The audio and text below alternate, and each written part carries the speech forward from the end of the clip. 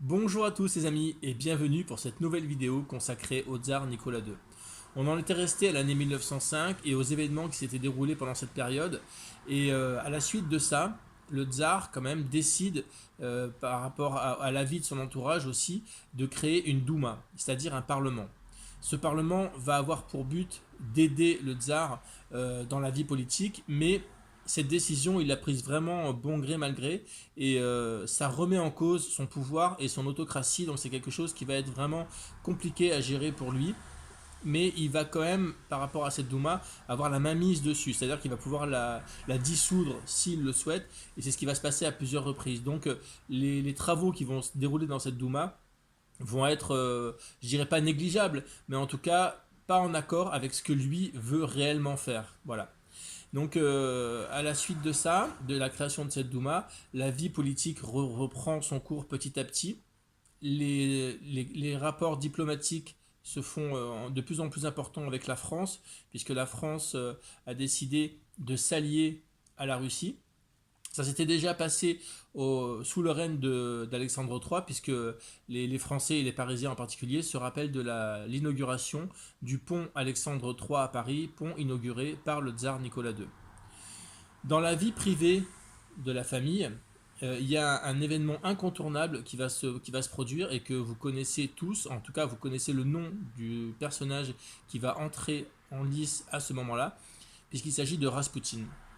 Raspoutine, de son vrai nom Grigory Efimovitch, est un paysan. On l'appelle le Tsaret, c'est-à-dire l'illuminé. Voilà, c'est fait partie de ces gens, ces paysans qui circulent à travers la Russie et qui ont des dons un peu de médium, qui connaissent assez bien la religion.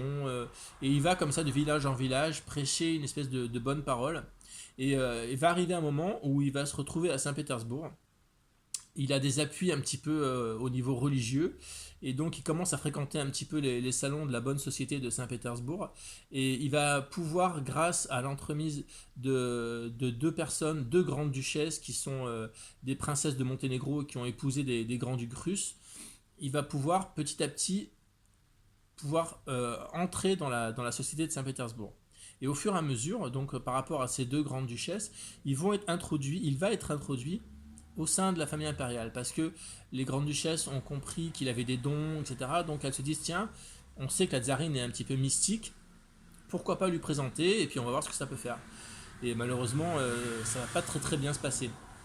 Donc il est introduit auprès du tsar et de la tsarine, et de suite, c'est un paysan, il a des manières un peu rustres, donc il appelle le tsar et la tsarine papa et maman, et de suite, la tsarine va se dire, c'est peut-être lui qui va pouvoir sauver mon enfant. Et effectivement, ça va se passer un petit peu de cette manière-là. À l'époque, il faut comprendre que la médecine, c'est pas ce qu'elle est aujourd'hui, bien évidemment. Et les médecins, quand le tsarevitch, donc le fils de Nicolas II et d'Alexandra, a des crises, il lui donne de l'aspirine. Et il faut comprendre que l'aspirine, c'est quelque chose qui va fluidifier le sang. Et dans son cas, lui, c'est vraiment pas ce qu'il faut faire puisqu'il est hémophile. Donc la première chose que va faire le Rasputin quand il va être introduit au palais, c'est dire au médecin arrêtez les traitements. Et effectivement, ça a un effet positif sur l'enfant, puisqu'il il est moins malade, quoi, tout de suite. Donc la tsarine dit, ben voilà, c'est lui, c'est vraiment la personne qu'il me faut, et elle va vraiment commencer à s'attacher énormément à lui. Le tsar, un peu moins. Il faut dire qu'il est un peu plus circonspect, donc il va se dire, bon bah ok, ma femme elle est comme ça lui fait plaisir, je la laisse faire, je laisse s'introduire cet homme dans notre univers.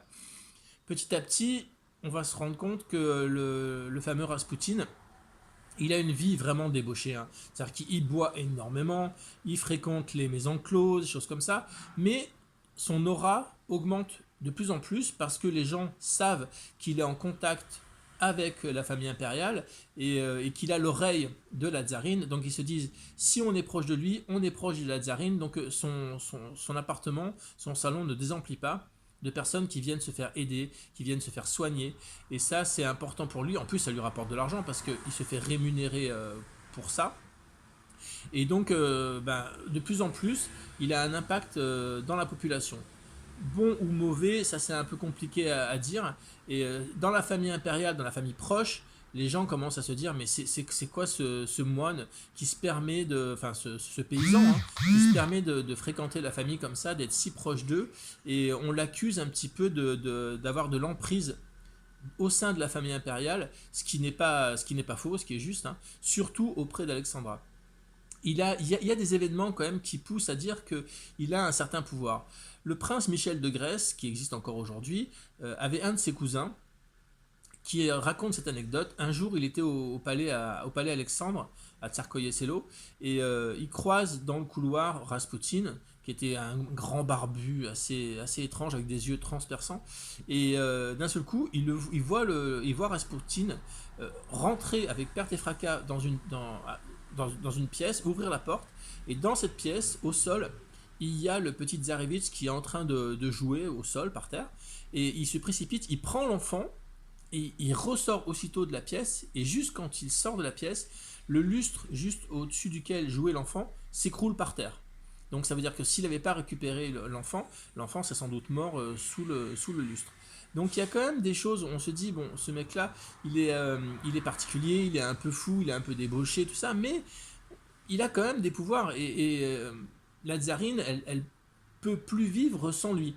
Vraiment, elle se dit, c'est grâce à lui que mon enfant va vivre, et c'est pour ça qu'elle continue pendant très longtemps, jusqu'à la fin de sa vie d'ailleurs, à lui, à avoir beaucoup d'affection pour lui.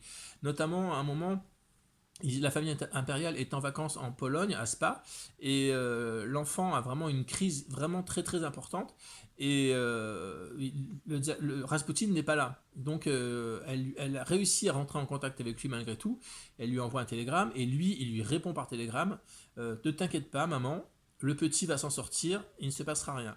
Et effectivement, alors que pendant plusieurs jours l'enfant était près de mourir, parce que même lui, il disait à sa mère, maman, je vais mourir, je veux mourir, je souffre trop. Et après le télégramme, il est guéri. Donc il y a vraiment des circonstances, même si on peut remettre en doute les capacités de Rasputin, le fait est là, il arrive à soulager l'enfant, et ça, pour la famille impériale, et notamment pour elle, pour la tsarine Alexandra, c'est quelque chose d'absolument indispensable. Voilà, je vous raconterai la suite demain, vous allez voir, c'est vraiment vraiment surprenant. Je vous souhaite une bonne journée à tous, et je vous dis à demain.